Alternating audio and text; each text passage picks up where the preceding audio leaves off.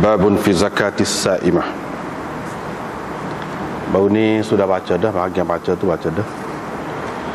Dan terjemahan pun telah buat dah baru ni. Cuma kita nak bincang kandungan dia lah pula. Hadis yang mula-mula tu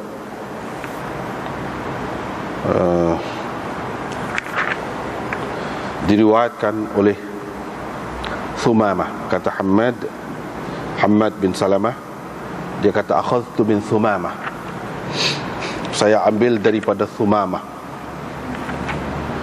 bin Abdullah bin Anas bin Malik, yang ini cucu kepada Anas bin Malik. Dia ni, Thumamah ni adalah qadhi di zamannya, cucu kepada Anas, sahabat ni. Imam Ahmad dan Nasai mengatakan dia ni thiqah. Ijli mengatakan tabi'i thiqah. Ibnu Adi di dalam Al-Kamil ada menyebutkannya. Dan dia meriwayatkan daripada Abi Ya'la bahawa Ibnu Ma'in mengisyaratkan kepada kedhaifannya. Asyara ila tad'ifihi. Dia ni ada kelemahan dia juga. Dia ambil kitab, surat. Kalau ada kurang sikit sebanyak pun tak apalah, berdasarkan banyak sanad dan sanad lain yang sahih, hadis ini tetap sahih. Umpamanya Imam Bukhari mengemukakan hadis ini dalam sahihnya daripada Abdullah bin Al-Muthanna bin Abdullah bin Anas bin Malik, gitu. Hafiz Ibn Hajar kata dia ni Hammad bin Salamah menjadi mutabi' kepadanya dengan meriwayatkannya daripada Thumamah, bahawa dia memberikan kepadanya kitab, surat.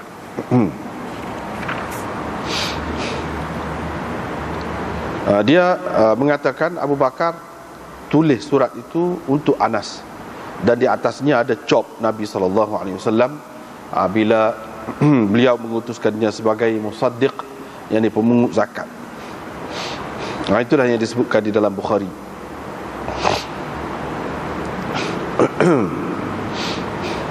Begitu juga Ishaq bin Rahawayh dalam musnadnya meriwayatkan dengan katanya akhbarana An-Nadhr bin Shumail qala haddathana Hammad bin Salamah qala akhadna hadzal kitab min Thumamah.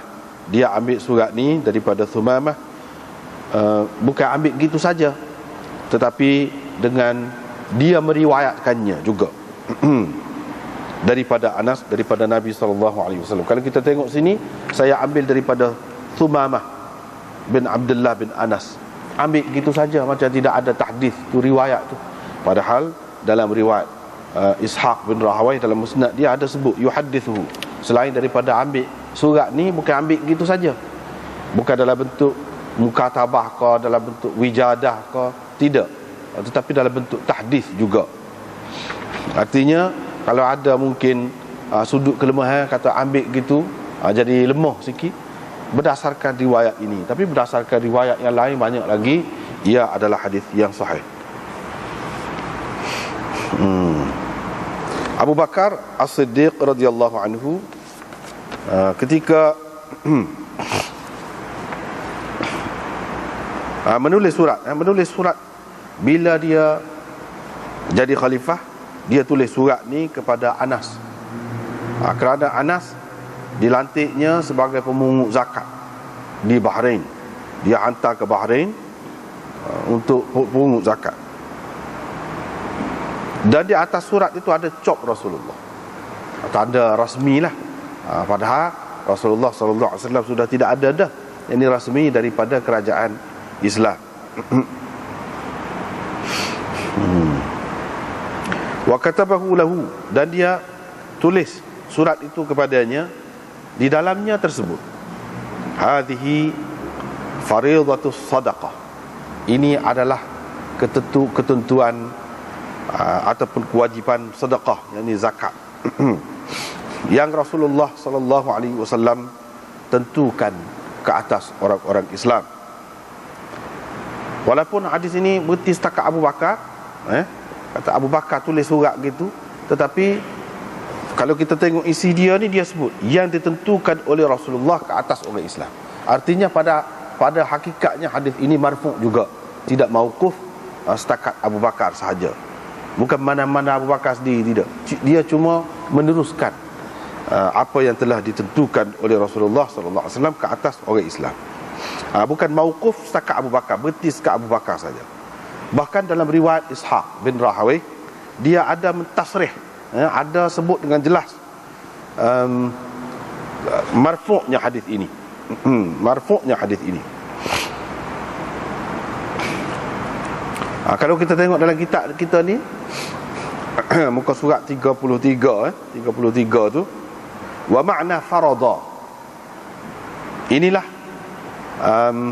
kewajiban zakat yang telah ditentukan. Farada tu ditentukan. Kita terjemah gitu. Ada beberapa makna farada itu. Antaranya di sini mewajibkan, yang telah diwajibkan atau telah ditentukan, yakni dengan perintah Allah. Itu maksud farada di sini. Yang pertama, yang kedua maknanya qaddara. Ini makna yang ditentukan. Lianna ijabaha thabitun fil kitab. Kerana kewajibannya itu sabit berdasarkan Al-Quran. Nabi SAW memfardukannya sebagai menyatakan yang mujmal, yang disebutkan secara borong di dalam Al-Quran itu, iaitu dengan menyebutkan jenis-jenis dia, benda lagu mana yang kena keluar zakat sebanyak mana, itu bayan, penjelasan daripada Nabi SAW. Kalau nak kira dari segi kefarduan, ketentuan itu, ia adalah ditentukan oleh Allah Subhanahu Wa Taala di dalam Al-Quran lagi.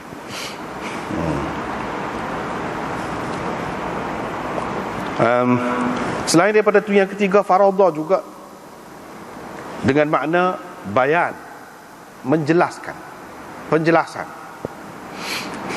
Ada juga, bahkan dalam Quran sendiri ada guna dengan makna ni. Qad faradallahu lakum tahillata aymanikum. Misalnya farada di situ dengan arti Allah menjelaskan kepada kamu cara melepaskan diri daripada sumpah yang mengikat kamu. Yang ketiga. Yang keempat, farada juga dengan makna inzal, menurunkan. Yang ni tujuannya benda-benda gini ulama-ulama sebut ni nak mengingatkan kita lah. Perkataan farada ni kalau kita jumpa dalam Quran, dalam hadis, kena tengok makna dia, kena tengok. Sebab dia ada beberapa makna. Lafaz ini adalah lafaz yang mushtarak, orang panggil lafaz mushtarak. Misalnya firman Allah SWT, innal ladzi farada 'alaikal qur'ana. Farada 'alaikal qur'an di situ dengan makna anzala 'alaika.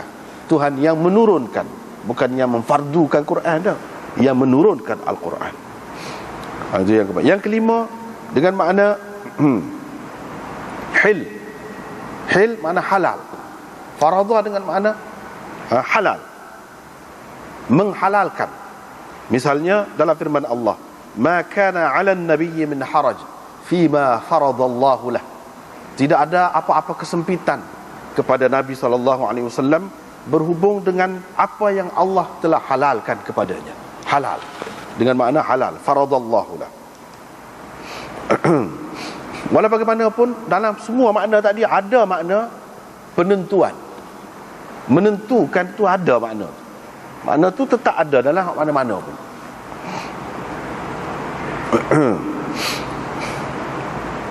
Sebab itulah Raghib Al-Isfahani berkata, semua hak sebut dalam Quran perkataan farada dengan makna ilzam, yakni ketentuan.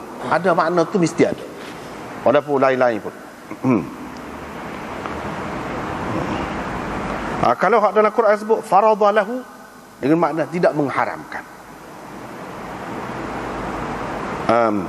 Farada alaika al-Quran dengan makna mewajibkan engkau beramal dengannya, beramal dengan Al-Quran. Tak apalah, lepas tu dia bahas lagi wajib dengan fardu tu. Muradif ke apa, sama makna dia tak apalah. Sayyidina Abu Bakar kata ini kewajiban zakat ini telah ditentukan oleh Rasulullah sallallahu alaihi wasallam, bukan aku yang menentukannya, yang mana-mana ada, tapi Rasulullah yang menentukan, yang menjelaskan, menerangkan nisab dia dan sebagainya. Walaupun dalam Quran tidak sebut. Faman su'ilaha minal muslimin, faman su'ilaha, maf'ul yang pertama jadi naib fa'il dia, ha yang kedua maf'ul yang kedua. Sebab itu dalam bentuk bina majhul. Orang yang diminta zakat daripadanya dari kalangan orang-orang Islam, ala wajhiha, mengikut cara yang betul, falyu'tiha, maka hendaklah dia memberikannya. Siapa-siapa kalau diminta zakat daripada dia, dia tu orang Islam, minta tu dengan cara yang betul, maka kena beri. Wa man su'ila fawqaha, dan sesiapa yang diminta lebih daripada yang sepatutnya, fala yu'tihi, janganlah dia memberikan kepadanya. Tak sabui. Kalau nampak tak betul, tak sabui. Ini panduan kepada kita. Kalau betul, kita boleh bui. Kalau tak betul, tak payah bui.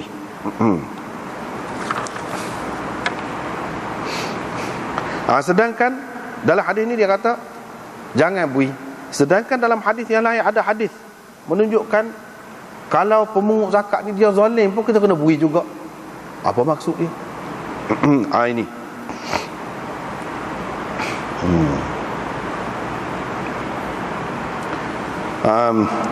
dalam syarah muka surat 34, fala yu'tihi, jangan bui kepada dia.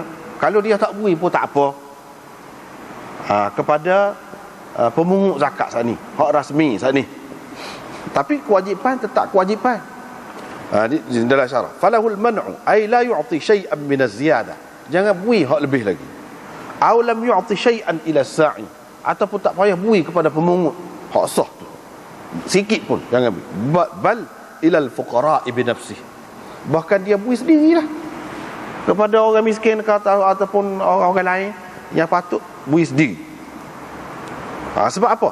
Sebab dengan dia minta lebih daripada yang sepatutnya, yasiru kha'inan, dia sudah jadi pengkhianat, fatasqutu ta'atuhu, pada ketika itu kewajiban menurutnya sudah gugur, tidak wajib lagi. Daripada sinilah kalau zalim, kalau tak betul, boleh tak bui. Setengah ulama ambil daripada sini. Bukan makna tak bui itu tak bui langsung, tak, bui sendiri. Sebab apa? Kalau kita bui ke dia, tak sampai kepada sasaran.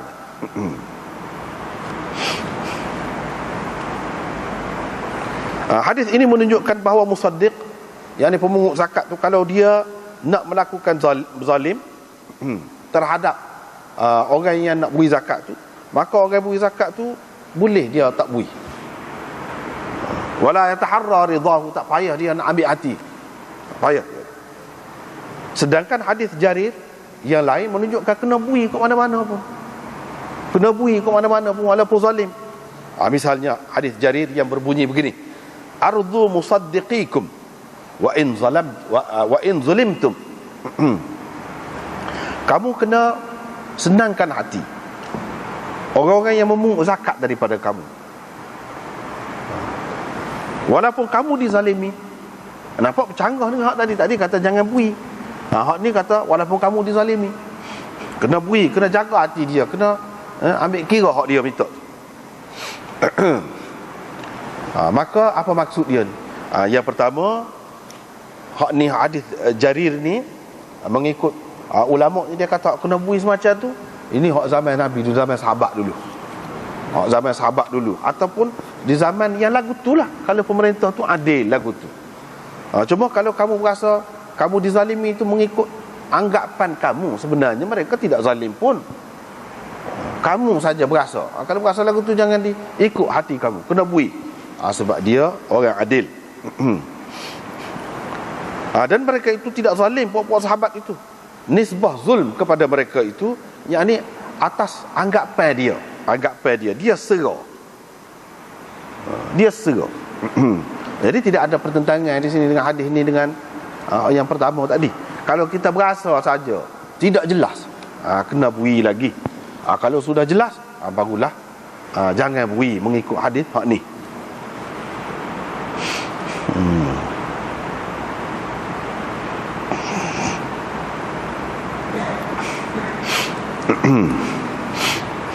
Begitulah. Lepas tu barulah dia sebut nisab tu. Hak kurang daripada 25 ekor unta dikenakan kambing. Maknanya nisab hak kurang daripada 25 ekor unta sampai ke 25 tu nisabnya kambing lah yang dikeluarkan. Kalau 5 ekor unta seseorang itu ada, dia kena keluarkan seekor kambing. Yang dikeluarkan itu kambing. Padahal harta dia tu, binatang ternakan dia tu unta, kambing. Bila sampai 25 ekor baru kena bintu makhab. Baru kena bintu makhab. Yang ni unta tu, anak unta.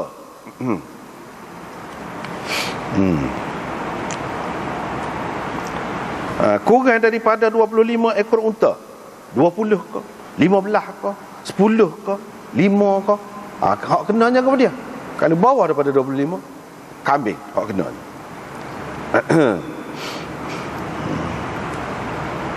Kena keluarkan kambing.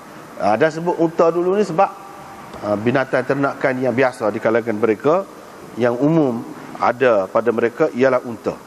Fi kulli khamsi dhudin, setiap 5 ekor unta, kalau ada 5 ekor unta, kena seekor kambing.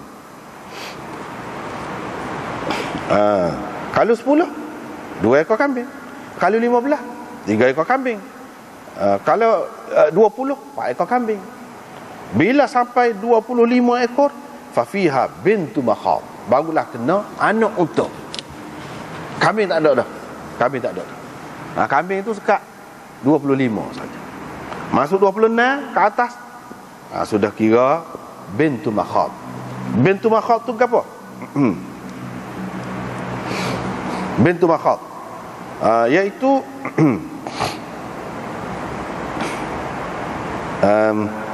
anak unta yang baru cukup umur setahun dan masuk ke tahun yang kedua, dan ibunya kalau nak mengandung boleh mengandung dah. Kalau bunting dah.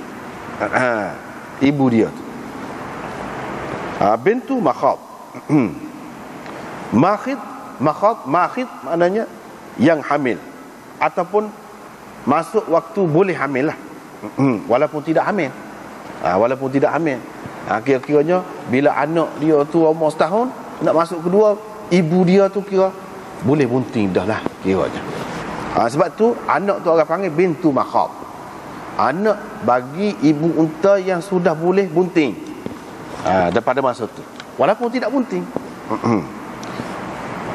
Itu yang dikatakan bintu makhab. Kena seekor bintu makhab, anak unta hak tina. Bintu bukan ibnu, bintu.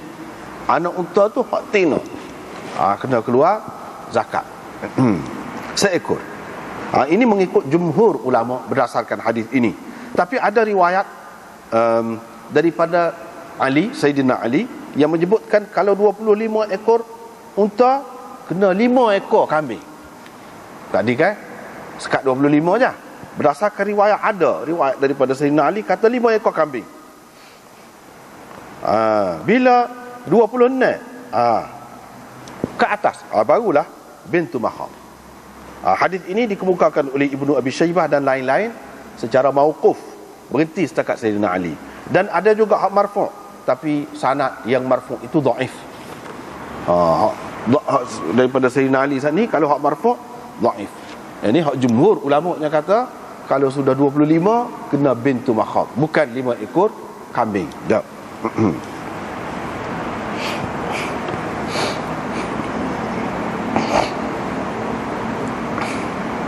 Dalam riwayat Bukhari, bintu makhab untha, ada sebut untha. Supaya Ibnu Labun zakar. Dia ada sebut untha ataupun zakar itu. Padahal bintu tu sudah makna tina dah. Bintu.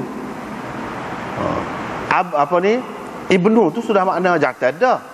Tapi takut-takut ini bahasa kunyah, guna bahasa kunyah. Dalam bahasa Arab ni tak boleh kira. Abu tu bukan dengan makna ayah, ibnu pun bukan dengan makna anak sungguh. Macam ibnu awa, serigala. Serigala pula. Bukan anak awal dah. Abu Naum maknanya ganja. Bukan ayah tidur dah. Abu Naum tu ganja. Dia sebut abu, ibnu tu tidak semesti benda. Ada makna lain. Takut gitu, sebab tu dia sebut untha ataupun zakar tu. Nak ayat ni anak unta. Anak unta sungguh. Bukan dengan makna lain. Misalnya banatus sadri. Dalam bahasa Arab, banat bintus sadri. Bukan anak tina dada dah. Serabut dalam perut tu. Serabut perut. Dia guna lagu tu. Bukan hak tu. Hak ni memang anak unta sungguh. Anak unta hak tina, sebab tu tambah tu. Begitu juga Ibnu Labun zakar akan datang, akan jumpa. Tambah tu buat apa? Takut orang keliru dengan makna lain.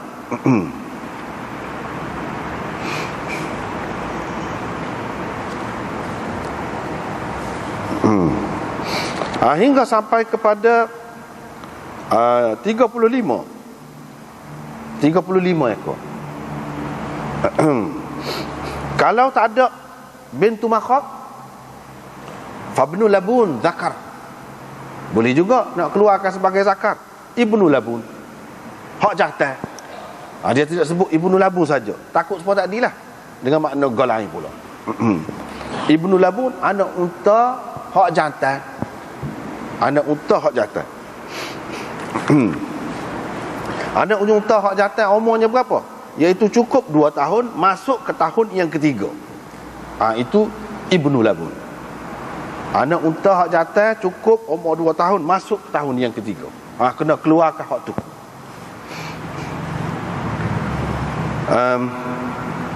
Daripada hadis ini dapat diketahui bahawa ibnu labun hak jantan tu sama nilai dia dengan bintu makhab.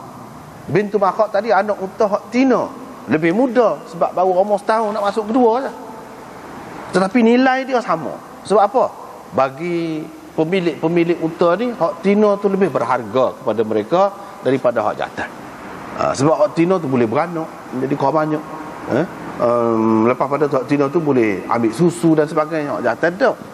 Sebab tu harga dia tu murah. Dengan sebab itu kalau tak ada bintu makhab, nak bagi ibnu labun pun boleh juga. Walaupun umur dia tu lebih tua, boleh. Kira nilainya sama, boleh. Tidak kata ada bintu makhab, kena bintu makhab lah, tak boleh lah hak lain. Tak ada pun kena kira lah. Tidak gitu. Dia kira nilai dia. Yang ini mengikut mazhab Hanafi. Tapi kalau mengikut mazhab Syafi'i, dah kata bintu makhab. Ibnu labun dah boleh. Tak kira lah nilai dia setara mana, tak kira nilai. Kira yang dia sebut itu. Tapi Hanafi dia kira nilai.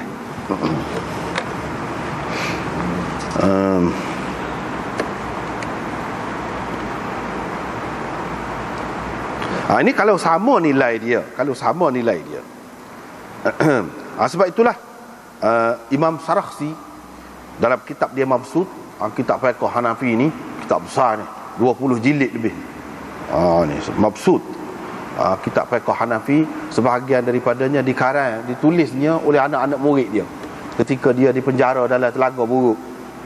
Pengarang dia ni, Imam Sarakhsi ni dalam Telaga zaman dulu pun teruk-teruk juga. Buat nyayang kau ulama ni. Duduk dalam Telaga Buruk, tapi benar anak-anak murid duduk atas. Dia sarah. Anak murid tulis. Ni kitab Mabsut ini. Imam Sarakhsi kata, kalau seseorang itu unta dia ada, kena dah zakat bintu makhab. Lepas tu dia tak ada bintu makhab, hak dia adanya ibnu labun. Fa'indana, mengikut kita, kata dia mazhab Hanafi, la yata'ayyanu akhdhu ibn labun. Tak mesti ambil ibnu labun. Tak mesti ambil unta hak ibnu labun itu. Tapi wa 'inda Syafi'i rahimahullah yata'ayyanu. Tapi mengikut Syafi'i dah dia sebut dah. Kalau tak ada hak tu, ada hak ni, kena ibnu labun. tentu kena hak ni. Mengikut Hanafi tidak gitu. Dan ini juga satu riwayat daripada Abi Yusuf rahimahullah dalam amalinya. Kata dia, dalam amali imla' dia yang dia bagi kepada anak murid dia, dia syarah anak murid dia tulis. Mereka berdua, Imam Syafi'i dan Abu Yusuf, pegang dengan hak ni. Abu Yusuf ni anak murid Imam Abu Hanifah, tapi dia tidak sependapat dengan tok guru dia dalam masalah ni. Dia sependapat dengan Imam Syafi'i. Dia pegang dengan hak ni. Tapi orang-orang Hanafi, dia kata yang sebut kalau tak ada bintu makhab, boleh juga kalau ada Ibnu Labun, ambil Ibnu Labun. Sebab nilai dia sama. Kalau kedua-duanya tak ada, nak bui piti, harga dia sama dengan hak tu, tak apa, boleh juga betul. Itu mengikut kaedah dia. Tak apalah. Bila unta tu sampai 36 ekor, maka dikenakan bintu Labun, bukan Ibnu Labun. Tadi Ibnu Labun hak jantan. Ni anak unta hak betina, iaitu anak unta yang berumur 2 tahun, cukup 2 tahun masuk ke tahun yang ketiga. Itu bintu Labun. Hingga kepada 45. Ila hingga kepada 45. 45 tu masuk lagi. 46 tu baru nisab lain pula. 45 tu masuk lagi lagu ni. Bintu Labun ni lagi. Hingga kepada 45. Tapi berdasarkan perkataan yang diguna, ila itu menunjukkan 45 tu tak termasuk. Bukan start daripada 46 pula nisab baru tu. 45 tu tak termasuk. Kira-kiranya nisab baru tu bermula daripada 45. Sedangkan tidak gitu. 46 tu hak kiranya. Yang ni 45 tu masuk dalam hak ni lagi. Hak bawah ni. Hak kena bintu Labun ini. Sebab apa? Atas dasar kaedah ila. Ila. Bila ila dia berhenti setakat tu, setakat disebut. Misalnya ila 45, 45 tu tak termasuk, berhenti setakat tu. Mengikut kaedah asal. Tetapi kalau ada dalil yang menunjukkan hak selepas ila itu juga termasuk, maka kita kena pakai hak tu. Kita kena pakai hak tu. Macam sini. Macam sini.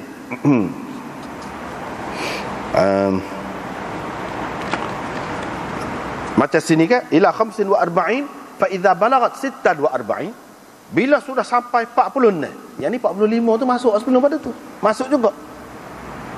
Bila sampai 46, maka kena bagi hiqqah, seekor unta betina yang cukup umur 3 tahun dan masuk ke tahun yang keempatnya. Itu hiqqah orang panggil. Yang ni 46, 45 tu nisab hak sebelumnya. Masuk dalam hak tu lagi. Kalau nak mengikut kaedah ila ni, dia berhenti sekat tu, yang tak termasuk dalam tu. Sebab kita kata ginilah hak mudah dalam Quran, kan? Wa kulu washrabu hatta yatabayyana lakumul khaytul abyadu minal khaytil aswadi minal fajr thumma atimmus siyama ila al-lail. Ila. Perkataan ila. Kemudian kamu sempurnakanlah puasa kamu tu hingga ke malam. Hingga ke malam tu masuk malam kau. Dak. Bila masuk sekat, berhenti sekat masuk malam, jatuh matahari tu kan, habis dah lah puasa. Bukan jatuh tu masih kita kena puasa lagi, tak ada kena dah. Sebab ilah tu lah. Ilah tu memberi makna hak selepas dia tu tidak termasuk. Al-lail itu tidak termasuk dalam kena puasa. Bila jatuh matahari malam, sikit pun dah, sekat tu je. Ilal lail. Tapi hak ni, hak 45 ni pun termasuk juga. Hak selepas daripada ilah. Pasal apa? Pasal ada dalil. Dalilnya hak ni, hadis ni. Kalau 46 baru kira nisab lain, ke atas kena hiqqah. Kalau 45 tu kena bintu Labun lagi. Bintu Labun ke binti, kau tak apa dah waktu tu. Binti Labun, bintu Labun. Kita binti belaka. Orang ni binti, kalau perempuan binti ni, binti belaka tak ada bintu. Bahasa Arab ni moga dia ambil kira i'rab tu tak boleh lah. Adalah bintu, binta, binti tu. Kalau kita binti belaka lah. Bila sampai 46, start situ nisab baru, iaitu satu hiqqah, unta yang cukup umur 3 tahun dan telah masuk ke tahun yang keempatnya. Itu hiqqah orang panggil. Taruqatul fahl. Hiqqah tu dia bukan sebut 100 saja. Ada satu lagi sifat dia. Ada satu lagi sifat yang nak menerangkan tentang hiqqah ni, iaitu taruqatul fahl. Hiqqah unta yang unta betina yang sudah layak dinaiki. Yang sudah layak dinaiki. Yang ni bukan dinaiki orang naik atas belakang dia tu tak.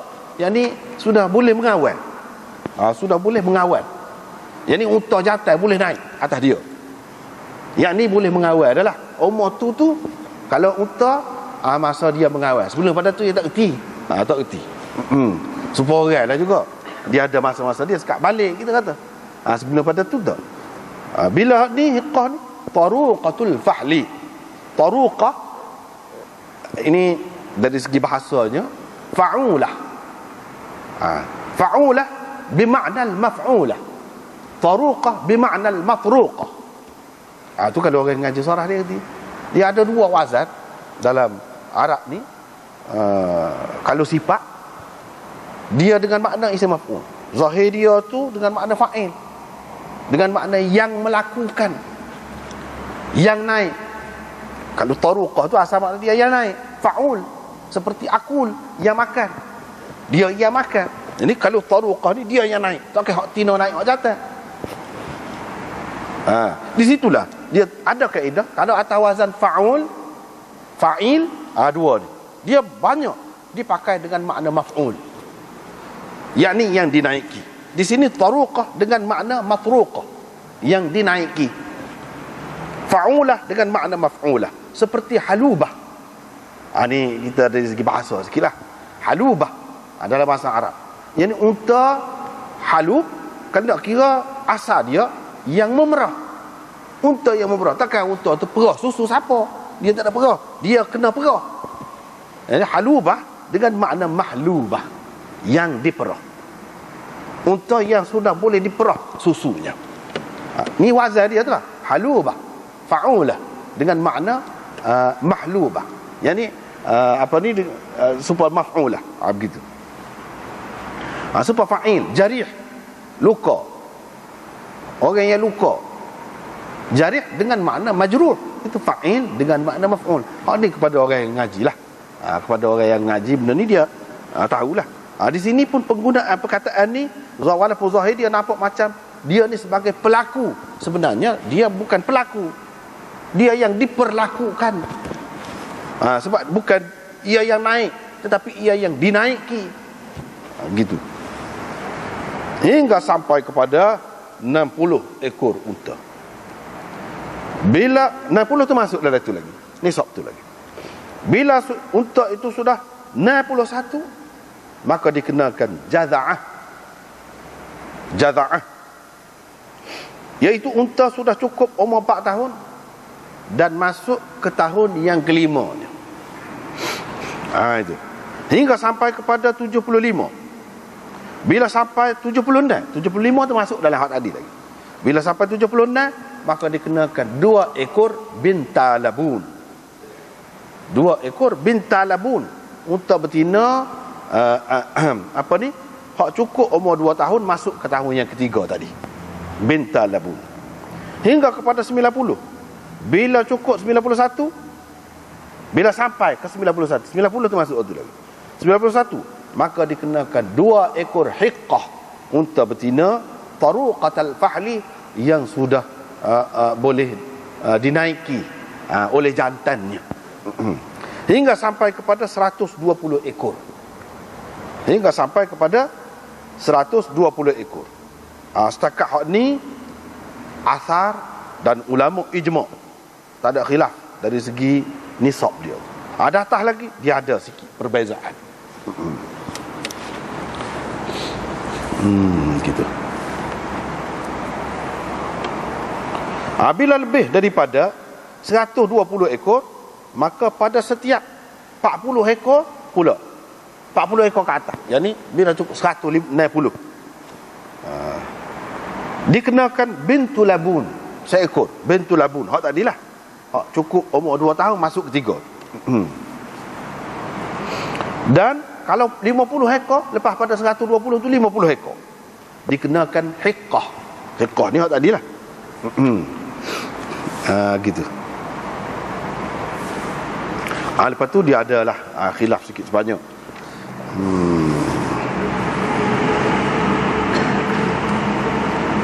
Lepas tu kita pergi pula kepada dia banyak lah.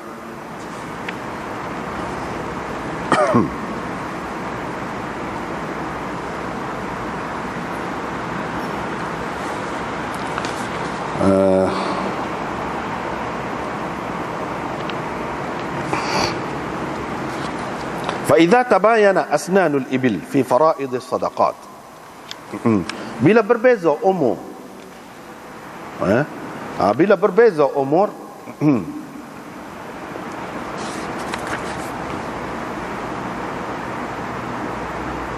tak ada.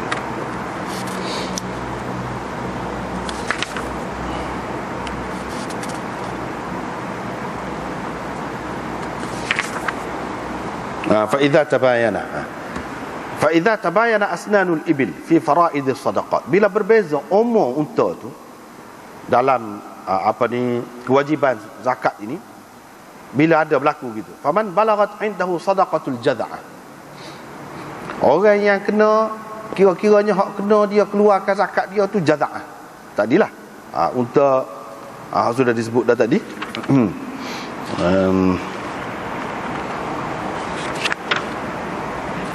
Misalnya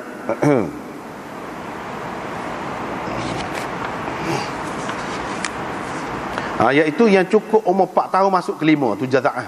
Kalau unta, orang yang kena jaza'ah tapi dia tak ada jaza'ah, dia tak ada unta yang umur dia setara tu, tapi dia ada hiqah,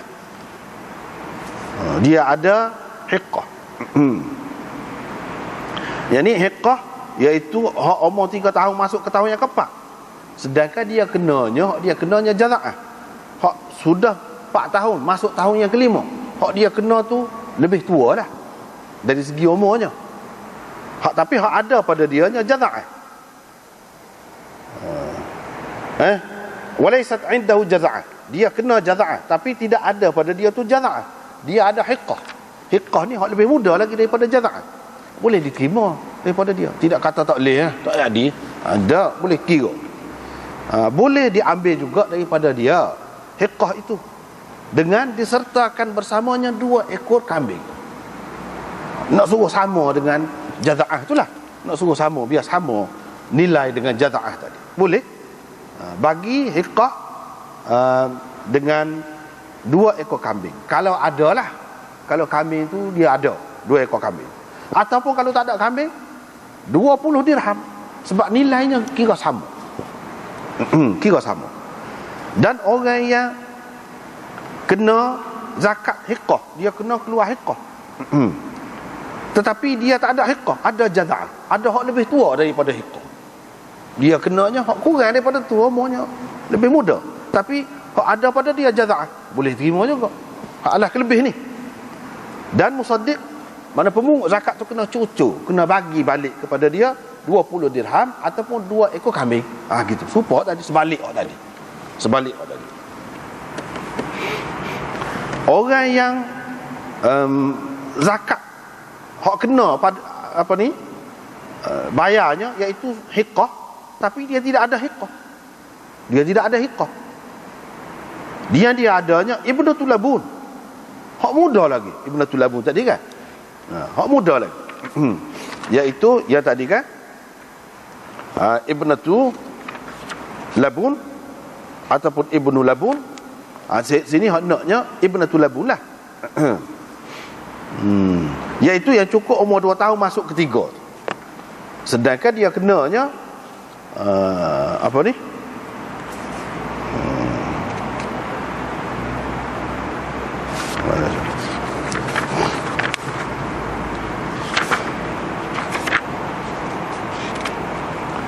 dia kenanya hiqah, mana hak lebih tua. Wa indahu ibnatul labun fa innaha tuqbalu minhu, boleh juga diterima dengan cara tadilah. Hak mana yang kurang tu ditampung, kalau lebih cucur gitulah. Tak apalah. Lepas tu lain-lain tu Lebih kurang itu. Wa yu'tihi al-musaddiq 20 dirhaman aw syatain. Cuculah. Wa man balaghat 'indahu sadaqatu ibnati labun. Kalau dia tu kena bagi ibnatu labun, tapi dia tidak ada, melainkan ibnatu makhad saja, boleh diterima. Dengan 2 ekor kambing sebagai tambahannya, ganti, nak suruh nilai sama, ataupun 20 dirham. Begitu juga sebaliknya tadi. Itu berkenaan dengan unta. Wa fi sa'imatil ghanam, kalau kambing ternakan pula, tadi unta. Kalau 40 ekor, fa fiha syatun. Ada 40 ekor, kena seekor kambing, kena keluarkan zakat. Hingga kepada 120 ekor. Duk seekor situ. Nak sapak situ tu. Sapak situ tu kena seekor saja.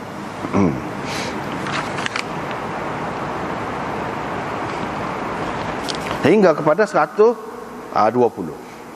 Bila lebih daripada 120, lebih seekor pun tak apalah, kena 2 ekor kambing hingga sampai kepada 200. Bila lebih daripada 200, maka kena 3 ekor kambing hingga sampai kepada 300. Bila lebih daripada 300, maka tiap-tiap 100 selepas tu dikenakan seekor kambing.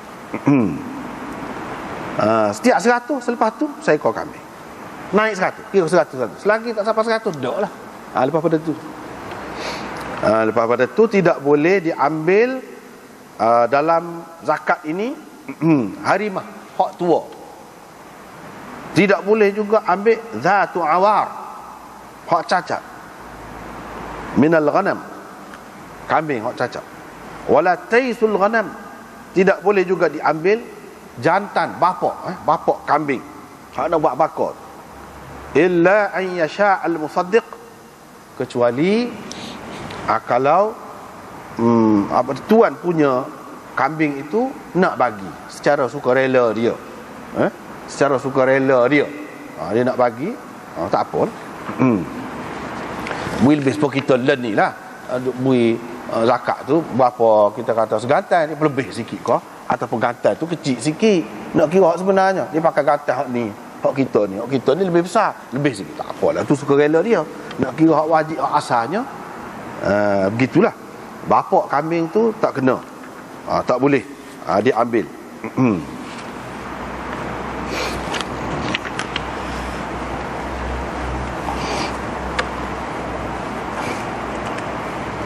Melainkan dengan redha malik.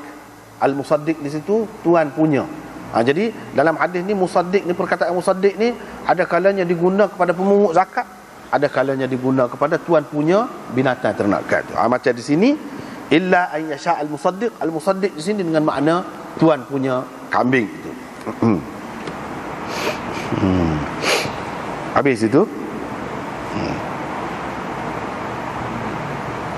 Istithna di sini, dia kata tidak boleh diambil untuk zakat itu hak kambing hak tua, hak cacat, dan tidak boleh juga bapak kambing, kecuali kalau tuan punya dia tu setuju nak bui dengan sukarela dia, kecuali melainkan itu orang panggil istithna. Istithna ni atas hak mana? Istithna di sini khusus dengan yang ketiga saja. Khusus dengan yang ketiga saja. Tak apa.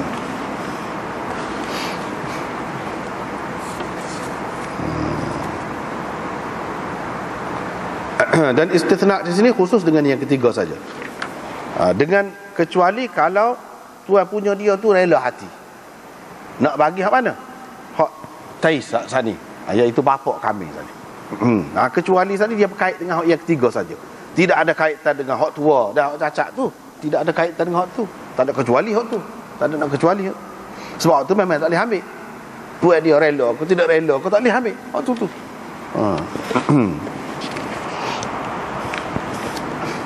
Lepas tu kita pergi kepada di sini antara hak sukar lah, rumit sikit. Dalam kitab hadis mana-mana pun ada hak ni. La yujma'u baina muftariqin wala yufarraqu baina mujtami'in khasyatas sadaqah. Tidak boleh dikumpulkan yang terpisah, dan tidak boleh dipisahkan yang terkumpul kerana takut zakat. Kerana takut zakat. Ni antara halus sikit lah. Dan syarah dia pun panjang, di mana-mana pun. Ada yang kalau nak rekah tu dia rekah benar lah. Di sini tidak panjang mana. Tidak panjang mana ni. Kalau hak panjang lagi, panjang lah. Tidak boleh dikumpulkan itu, dikatakan, ditujukan kepada siapa? Kepada pemungut ke kepada tuan punya binatang ternakan tu? Ada yang mengatakan ditujukan kepada pemungut. Ada yang mengatakan ditujukan kepada pemberi zakat tu, tuan punya binatang tu. Ada yang mengatakan kepada kedua-duanya. Dan yang betulnya ditujukan kepada kedua-duanya. Nabi kata gini ni, dia tuju kepada kedua-duanya. Yang ini kepada pemungut dan juga kepada tuan punya harta ataupun binatang ternakan itu. Kalau kita kata ini ditujukan kepada pemungut, maka maksud dianya tidak boleh pemungut itu dia kumpulkan kambing yang terpisah. Hak terpisah dia letak sekali, kira sekali. Hak suku-suku dia kira sekali. Pasal apa? Pasal takut tak kena zakat. Kalau tak kumpul sekali gitu tak kena, dia tak boleh nak ambil. Ataupun kalau tak kumpul gitu boleh juga, tapi tidak banyak. Kalau dengan cara kumpul gitu dia dapat banyak, dia kira nak banyak saja, dia kira nak beri kena, tak boleh lagi. Kalau kita kata hak ni ditujukan kepada tuan punya binatang saat ni, binatang ternakan saat ni, maka maksud dia tuan punya dia tu dia tak boleh kumpulkan hak terpisah. Hak orang lain dia kira sekali. Pasal apa? Dia tak sewi kena, ataupun tak sewi kena banyak, takut zakat juga. Kerana takut zakat juga, kena zakat. Begitu. Lepas pada tu di sini dia sebut dalam syarah ni bukan surat 46, boleh tengok situ. Qala fil bada'i', dalam kitab Bada'i' Al-Kashani sebut Al-Bada'i' was-Sana'i', kitab fiqh Hanafi. Adapun kata dia kalau binatang ternakan itu dikongsi oleh dua orang ataupun lebihlah dua pihak, tiga pihak kau, tiga orang, 4 orang, 10 orang kau, tak cara lah. Khilaf ulama tentangnya. Qala ashabuna, ulama-ulama dalam mazhab Hanafi kata dikira dalam hal syarikat. Dalam keadaan syarikat itu ma yu'tabaru fi halil infirad. Apa yang dikira dalam milik perseorangan. Kalau dalam syarikat itu pun dia kira sebuah milik perseorangan juga. Iaitu dia kena kamal nisab, cukup nisab. Tiap-tiap seorang daripada ahli syarikat dia kena cukup nisab dia masing-masing. Kalau nisab masing-masing ahli kongsi itu, ahli syarikat itu cukup nisab, maka dikenakan zakat. Kalau tidak, maka tidak. Tapi Syafi'i kata jika asbab al-isamah, sebab-sebab isamah, yakni pemeliharaan kambing tu ataupun unta dan sebagainya serupa, iaitu ra'i, mar'a, air, marah, anjing sama, dan dua orang yang berkongsi ataupun lebih lagi daripada itu, orang yang layak untuk dikenakan zakat, maka harta kedua-duanya ataupun lebih daripada itu dikira satu. Seperti so. Dan wajib atas kedua-duanya zakat. Walaupun masing-masing daripadanya kalau bersendirian tidak wajib lagi zakat. Itu mengikut Syafi'inya. Dia berpegang dengan apa yang diriwayatkan daripada Nabi SAW, la yujma'u baina mutafarriqin wa la yufarraqu baina mujtami'in khasyatas sadaqah. Wa ma kana min khalitain fa innahuma yataraja'an bisawiyah. Dia mengambil, Nabi sallallahu alaihi wasallam mengira jama' dan tafarruq, di mana dia melarang daripada mengumpulkan yang terpisah dan memisahkan yang terkumpul. Itu dia pegang dengan. Kita pula pegang, dia kata berdasarkan hadis Nabi sallallahu alaihi wasallam, iaitu Nabi sallallahu alaihi wasallam bersabda, laisa fi sa'imatil mar'il muslim idza kanat aqalla min 40 sadaqah. Seseorang orang Islam tu, binatang ternakan dia tu kalau kurang daripada 40 ekor, kalau kambing ni tidak kena zakat. Nabi SAW menafikan kewajiban zakat itu kalau kurang daripada 40 secara mutlak, sama ada ketika berkongsi ke ataupun bersendirian ke, tak cara. Ini menunjukkan kamal nisab, cukup nisab bagi setiap orang itu adalah syarat bagi wajibnya zakat. Adapun hadis ini, Nabi SAW bersabda tidak boleh dikumpulkan yang terpisah. Dalil kitanya iaitu yang dimaksudkan dengan tafarruq di sini, kata dia, ialah dalam pemilikan, bukan tafarruq dalam tempat, pisah tempat. Kerana ijma' kita bahawa nisab itu satu, walaupun berada pada dua tempat, maka wajib zakat juga, walaupun terpisah tempat dia, asalkan milik tidak terpisah. Fakanal murad, maka maksud di sini pisah ke jamak ke dalam milik, bukan makna hak lain. Maksud dia apabila milik itu berbeza, tidak boleh dikumpulkan sehingga dijadikan seperti satu untuk sedekah. Misalnya 5 ekor unta dikongsi oleh 2 orang, ataupun 30 ekor lembu dikongsi oleh 2 orang, ataupun 40 ekor kambing dikongsi oleh 2 orang, dan sudah cukup haulnya, musaddiq nak ambil sedekah, nak ambil zakat dengan mengumpulkan 2 milik tadi dan menjadikannya sebagai satu milik. Tak boleh buat lagu tu. Sebab apa? Tak cukup nisab masing-masing. Gitu. Dan seterusnya. Hak ni kalau kita baca sini panjang, dan dia tidak terang ni, tidak terang. Apabila sampai sini, anda teringat kepada hak tulis dulu, lama dah tulisnya, dekat 25 tahun dulu tulis. Ni dalam buku ni, Syah Waliullah ni, mazhab fiqh Sayyidina Umar ni, adalah bahas ni. Dan oleh kerana perbahasan dalam ni agak panjang dan kemah, sini tak ada, dia tidak bahas lagu ni, menyebabkan jadi orang tak nampak terang lah. Kalau baca habis pun tak terang. Jadi rasanya anda rasa molek baca hak ni.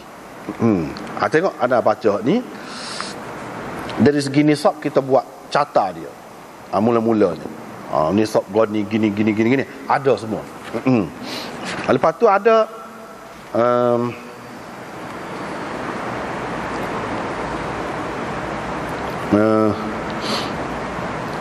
apabila hurai dia tu nota dalam nota 2 kepada hak siapa-siapa hak ada, dia boleh tengok semulalah, cek semula tengok.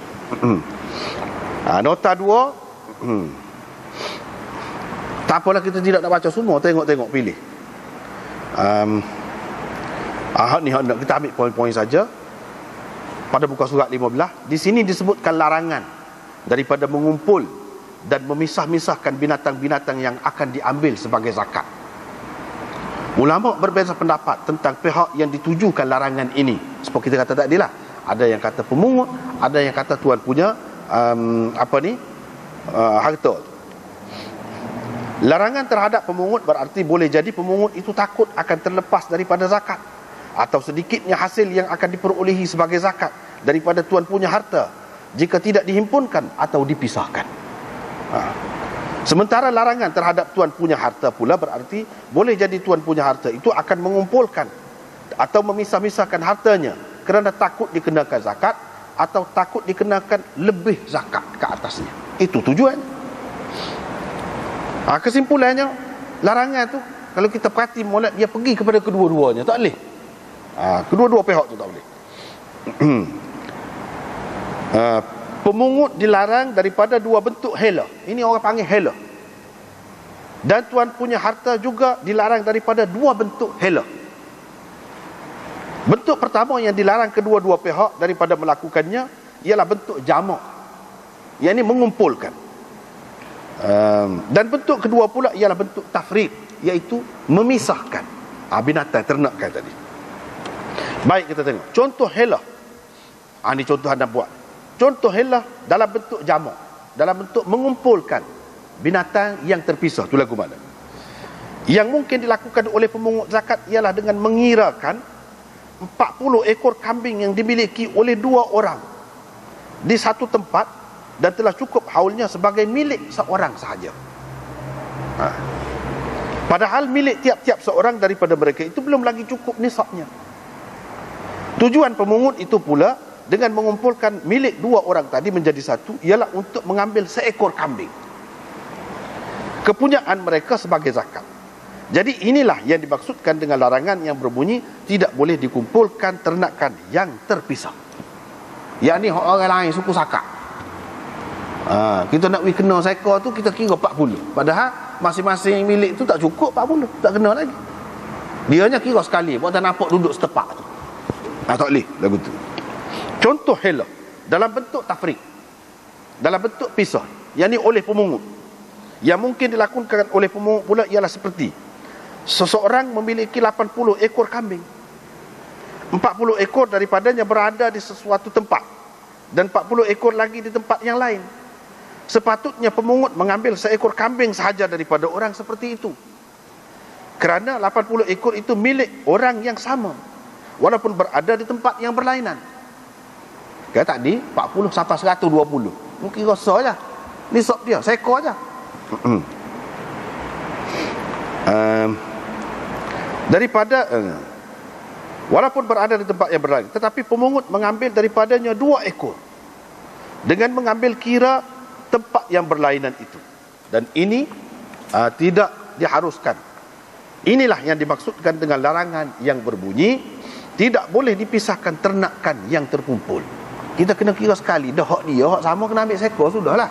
Berapa 2 ekor ya dia kira pisah ni sebab dia nak ambil 2 ekor lebih boleh banyak. Jangan tamak lagu tu, tak ada faedah, boleh dosa. Contoh hela dalam bentuk jamak yang mungkin dilakukan oleh tuan punya harta pula, tuan punya kambing pula. Lagu mana?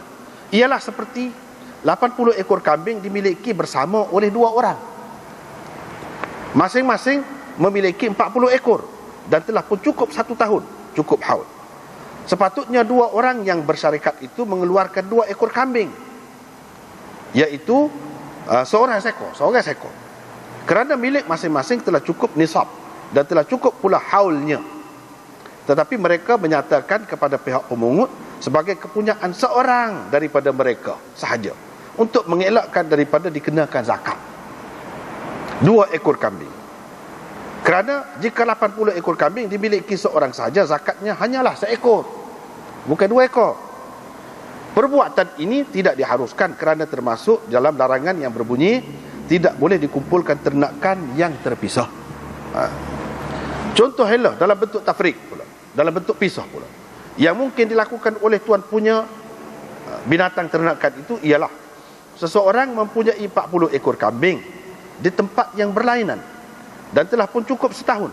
Sepatutnya ia mengeluarkan 1 ekor kambing sebagai zakatnya, tetapi ia mengira dan menganggapnya sebagai berasingan supaya tidak dikenakan zakat ke atasnya.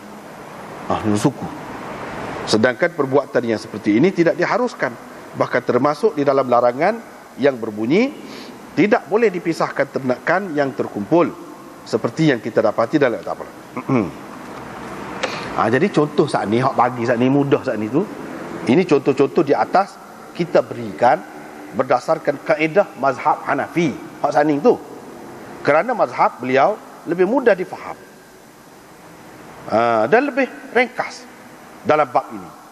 Keterangan berhubung dengan mazhab lain akan datang. Lepas tu kita sebut di sini akan datang tu mana? Sebut. Sebab dalam hadis ni kan disebut mana ni? Lepas pada hak tadi kan, la yajma'u baina muftariqin wa la yufarriqu baina mujtami'in khasyiata sadaqah. Lepas tu wa ma kana min khalitain, binatang ternakan kepunyaan 2 orang yang meletakkan binatangnya bersama di sesuatu tempat, fa innahuma yataraja'ani bisawiyah, mereka berdua kena kira dengan saksama, kena kira dengan saksama. Yang ni kalau 2 orang yang berkongsi 2 orang yang berkongsi 80 ekor kambing, kalau kira satu, kalau 1 orang 80 ekor masih 1 ekor lagi, nanti bukan 2 ekor. Tapi kalau suku-suku, hak ni 40, hak ni 40 sudah kena dah seekor seorang. Tapi kalau kongsi bersama dia kira satu. 80 masih kena seekor lagi. Sebab apa? Sebab dia kira milik tu milik bersama, kira so. Bila seekor, 80 ekor, seekor tu ambil, mestilah ambil kepunyaan hak A ekor ataupun kepunyaan hak B. Bila ambil kepunyaan hak A, daripada hak B tidak diambil kan? Apa tu? Lepaslah dia. Dia kena bayar kepada kawan dia, ahli kongsi dia tu separuh harga kambing. Itu maksud. Kalau kambing itu kepunyaan dua pihak yang berkongsi, maka masing-masing daripadanya kenalah mengira dengan saksama. Mana diambil daripada kambing hak seorang ni, kambing dia yang kena ambil seekor, sedangkan berkongsi bersama. Dia hak ni hak tidak kena ambil kambing dia ni pun kena bagilah. Nak bagilah ke mana, takkan nak gerak kambing, bagilah harga dia, nilai dia, iaitu separuh daripada harga kambing itu dibagi kepada kawan dia. Sebab kawan dia telah bagi seekor kambing kepada pemungut zakat. Itu maksud wa ma kana min khalitain fa innahuma yataraja'an bisawiyah. Tetapi apa maksud khalid itu? Kalau kita kata maksud khalid itu ialah ahli kongsi syarik, ahli kongsi, ahli syarikat, maka begitulah keadaannya. Tetapi di sini dia tidak sebut syarik, dia sebut khalid. Adakah beza dari segi istilah? Beza khalid dengan syarik ni ada beza ke tak ada? Setengah ulama kata tak ada. Khalid di sini dengan makna syarik, ahli syarikat, maka hukumnya seperti tadi lah. Tapi kalau khalid itu dipakai dengan istilah yang lain, maka lain pula hukumnya. Sebelum kita tahu khalid itu gapo, kita kena tahu dulu perkataan tempat ambilan dia, asal dia, masdar dia, iaitu khultah. Khultah tu terbahagi kepada berapa, dan hak mana orang ni terima, hak mana tidak terima. Tu bahas panjang pula lah. Dalam buku ni anda sudah bahas dah panjang. Khalid tadi orang yang berkhultah lah. Khultah gapo dia? Sebab kita ahli syarikat. Kita bahasa Melayu ahli syarikat. Syarikat tu ambil bahasa Arab dah. Bahasa Arab ni syarikah. Perbuatan berkongsi itu. Yang berkongsi, orang yang berkongsi dia panggil syarik. Khultah perbuatan mencampur gaulkan, mencampur baurkan binatang-binatang ternakan itu. Orang yang buat gitu orang panggil khalid. Baik, khultah tu terbahagi kepada berapa? Khultah tu terbahagi kepada dua.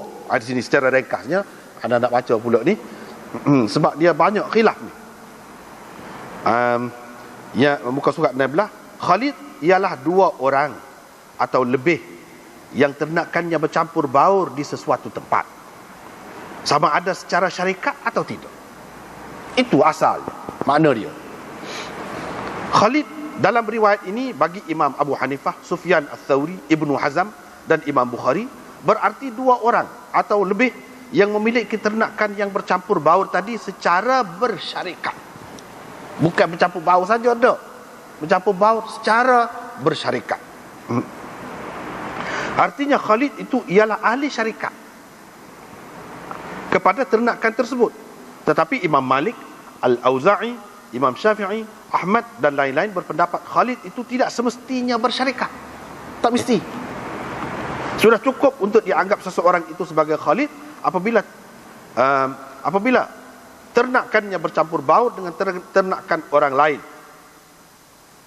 dan penggembala tempat bermalam, padang ragut dan jantan bagi binatang-binatang itu sama, sudah cukup untuk seseorang itu dikira sebagai khalid walaupun dia tidak bersyarikat. Itu khilafnya banyak tu kan pendapat ulama-ulama tu. Tak apalah. Lepas tu khultah tu terbahagi kepada dua. Yang pertama orang panggil khultah syuyung. Dalam kitab ni dia tak faham. Ni Badrul Majud boleh jadi dia tak sepanjang. Dia pakai gitu-gitu je.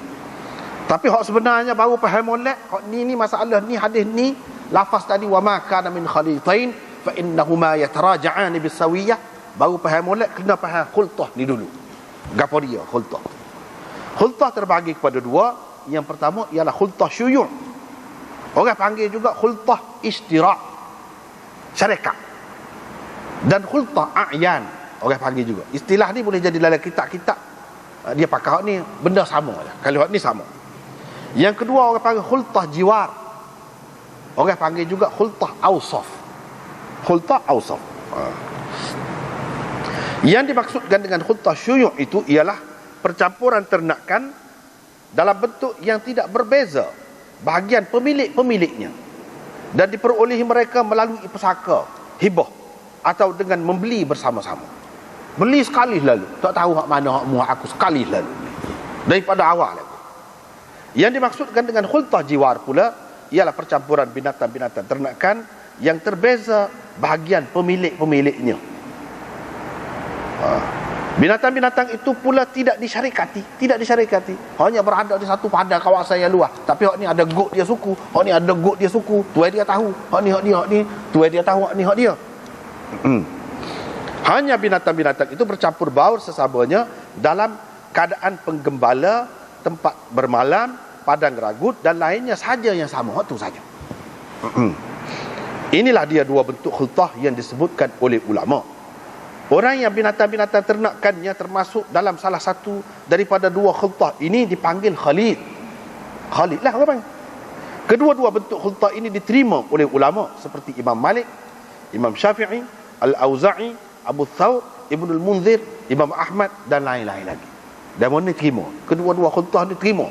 Apa makna terima? Yang ni ada kesan dia, ada pengaruh dia.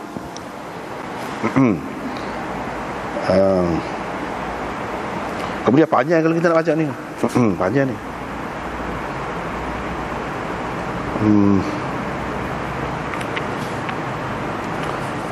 Maksud kemudian ulama berselisih pendapat pula berhubung dengan pengaruh khultah di dalam zakat. Imam Malik, Syafi'i dan Ahmad mengatakan khultah berpengaruh dalam zakat, tetapi di antara Imam Malik dan Imam Ahmad di satu pihak dengan Imam Syafi'i di satu pihak yang lain pula terdapat perbezaan pendapat, di mana Imam Syafi'i berpendapat khultah berpengaruh dalam semua benda yang dikenakan zakat. Semua. Kalau duduk sekali, letak sekali, penjagaannya sama, kena. Walaupun tidak syarikat.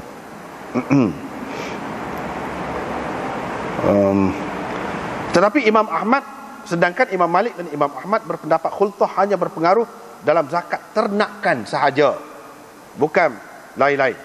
Sementara golongan Hanafiyah pula berpendapat khultah tidak berpengaruh langsung. Tak ada pengaruh khultah dalam zakat semua benda, termasuk binatang-binatang ternakan, mereka tak terima ada pengaruh khultah ni.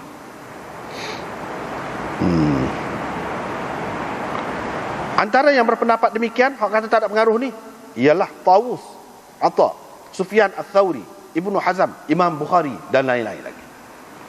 Maksud berpengaruh dalam zakat tu gapo? Maksud berpengaruh tu pula, seperti yang disebutkan di atas, ialah kepunyaan khulata, yakni beberapa orang khalid itu dikira sebagai kepunyaan seorang sahaja, dengan arti ternakan tetap setiap khalid itu walaupun tidak cukup nisabnya, namun apabila dicampurkan dengan ternakan kepunyaan khalidnya yang lain, nescaya akan mencukupi, maka akan diambillah bahagiannya dari zakat.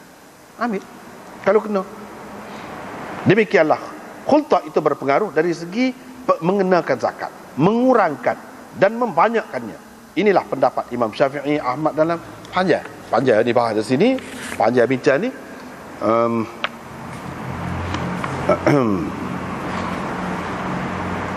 Dia kena baca lah, kalau nak baca habis ni tak ni. Cuma dia nak sebut, dia ada syarat juga. Hak kata khultah saat ni dia berpengaruh tu, dia ada syarat. Golongan Syafi'iyah mensyaratkan 10 syarat bagi khultah ini berpengaruh dalam zakat. Seperti yang disebutkan oleh Imam Nawawi dalam Majmu', bahawa binatang-binatang ternakan itu mestilah sama pada 10 perkara. Yang pertama, padang ragutnya. Yang kedua, tempat berkumpulnya sebelum dihalau ke tempat bermalam. Yang ketiga, tempat bermalamnya. Yang keempat, tempat minumnya. Yang kelima, jantannya. Yang keenam, penggembalanya. Yang ketujuh, tempat memerah susunya. Yang ke-8, pemerah susunya. Yang ke-9, anjing yang menjaganya. Yang ke-10, niat khultah. 10 syarat barulah berpengaruh. Imam Ahmad pula kata, nah saja syarat. Ni syarat dia. Tempat bermalamnya, tempat berkumpulnya sebelum dihalau kepada ragu, tempat memerah susunya, tempat minumnya, jantannya, penggembalanya, nah saja. Mazhab Malik serupa dengan Imam Ahmad. Cuma syarat-syarat ada yang kurang sampai 2 saja. Dalam mazhab Malik, ulama-ulama dalam mazhab Malik, dia kata penggembalanya sama. Yang kedua, tempat mengembalanya sama.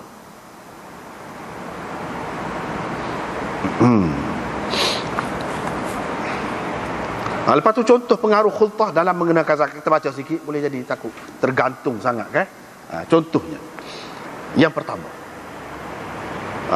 seorang yang mempunyai 20 ekor kambing dan khalidnya juga mempunyai 20 ekor. Jadi menurut mazhab Syafi'i dan Ahmad, ke atas ternakan milik kedua-dua orang khalid dengan syarat-syarat yang disebutkan tadi. Dengan syarat-syarat yang disebutkan tadi. Kalau cukup syarat tu, maka ginilah jadi. Ke atas ternakan milik kedua-dua orang khalid yang mana berjumlah 40 ekor kambing itu dikenakan zakat seekor kambing. Kerana milik mereka berdua itu dikira sebagai milik seorang jua. Mengikut mazhab Malik, Auza'i, Abu Thawr dan Ibnul Munzir, tidak dikenakan zakat. Kerana milik masing-masing masih belum mencukupi nisab. Hak tu juga Imam Abu Hanifah lagu tu. Sementara golongan Hanafiyah dan orang-orang yang berpendapat dengannya berpendapat tidak dikenakan apa-apa zakat. Kerana khultah itu sama ada cukup nisab masing-masing khalid itu atau tidak, tetap tidak mempunyai sebarang pengaruh. Itu pendapat dia. Yang kedua, jika 3 orang khulata masing-masing mempunyai 40 ekor kambing, maka mengikut mazhab Syafi'i, Malik, Ahmad dan mereka yang sependapat dengannya, hanya dikenakan zakat seekor kambing sahaja. Sebab dia kira siapa 120 kan kena seekor kambing. Ni baru 30, baru 40 baru. 40 120. 3 orang ni. Pak kena seekor baru demo ni. Demo ni kena seekor kambing sahaja. Sementara mengikut mazhab Hanafi dan mazhab orang-orang yang sependapat dengannya, dikenakan 3 ekor kambing. Kerana sekurang-kurang nisab kambing ialah 40 ekor. Dan setiap daripada 3 orang khulata yang dianggap berasingan di dalam pemilikan ternakan itu telah mencukupi nisabnya. Cukup dah nisab. Jadi masing-masing mestilah mengeluarkan seekor daripada kumpulan kambingnya sebagai zakat. Gitu.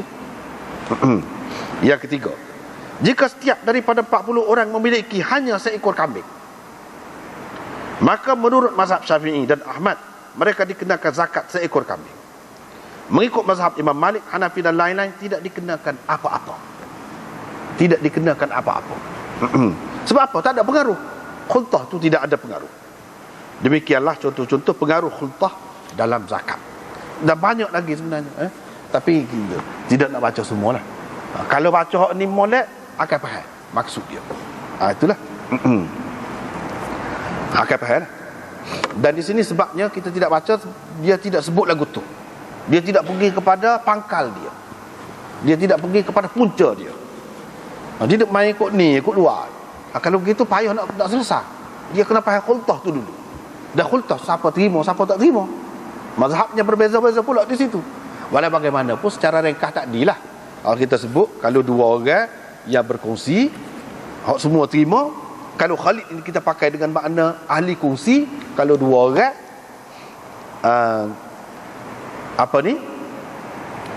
dua orang yang berkongsi tu, dia kena seekor saja. Dia kena seekor. Kalau 80 ekor lah. Kalau hak ni 40, hak ni 40, dah kira sekali, baru dikenakan seekor kambing. Seekor kambing tadi seperti kita kata tadi lah, akan diambil daripada kira-kiranya daripada salah seorang daripada mereka. Lepas tu hak seorang lagi tak kena apa-apa kah? Tak. Dia kena bayar. Itu maksudnya yataraja'ani bis-sawiyah. Yataraja'ani bainahuma bis-sawiyah. Mereka berdua hendaklah kena mengira dengan saksama. Dengan saksama tu, kalau hak kawan dia kena ambil seekor, dia kena bagi baliklah kepada kawan dia tu separuh daripada harganya. Gitu. Sebab hak dia tidak kena ambil. Itu maksud dia di sini. Dan begitulah seterusnya dalam perkiraan hak lebih banyak lagi, begitulah seterusnya. Dia kena kira lah. Hak siapa kurang, hak siapa lebih, kena cucuk ke siapa, kena bayar ke siapa, kena kira lah. Itu maksudnya di sini. Kalau kita pakai khalid dengan makna syar'i. Kalau kita pakai khalid dengan makna hak asal, kena balik kepada kaedah tadi. Khultah tu khultah gapo. Dan siapa dia terima khultah ni, siapa dia tidak terima. Situ pula perginya. Orang hak terima tu kat dia kata ada pengaruh, walaupun tidak syarikat pun. Walaupun tidak syarikat pun ada pengaruh. Pengaruh dari segi kena zakat, tidak kena kau tidak kena tadilah, seperti contoh yang dibuat tadi. Begitulah. Dan seterusnya kita pergi kepada hadis yang kedua. Nampaknya sekat tu dululah untuk malam ni. Perbincangan tentang hadis yang kedua dan seterusnya kita sambung akan datang. Wallahu a'lam. Wa akhiru da'wana.